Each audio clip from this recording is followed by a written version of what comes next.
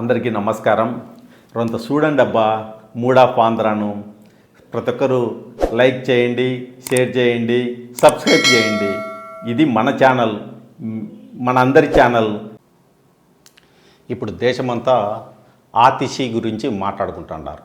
ఇంతకు ఎవరు ఆమె అంటే కాబోయే ఢిల్లీ సీఎం కేజ్రీవాల్ గారు తన పదవికి రాజీనామా చేసి తన స్థానంలో ఆతిషి సింగ్ పేరును ప్రతిపాదించినారు.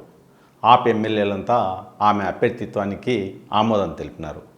ఇంతకు ఆతిషి సింగ్కు మన తెలుగు సమాజానికి ఏంటి సంబంధం అని మాట్లాడుకోవాల్సి వస్తే, ఆమె చిత్తూరు జిల్లాలోని మదనపల్లె అంటే ఉమ్మడి చిత్తూరు జిల్లా మదనపల్లికి సమీపంలో రిషి వ్యాలీ స్కూల్ ఉంది కదా, అక్కడ టీచర్గా పనిచేసినారు ఆమె.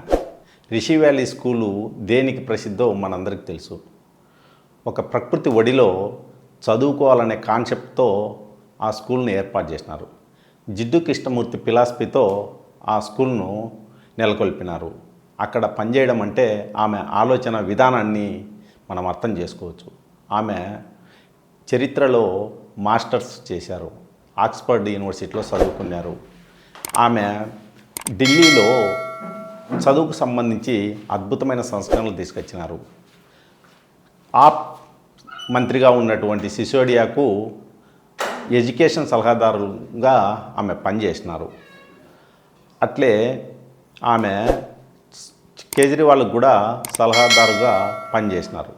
అనంతరం ఆమె ఆప్ ఎమ్మెల్యేగా ఎన్నికై ఈరోజు చిన్న వయసులోనే ఢిల్లీకి సీఎం కాబోతున్నారు.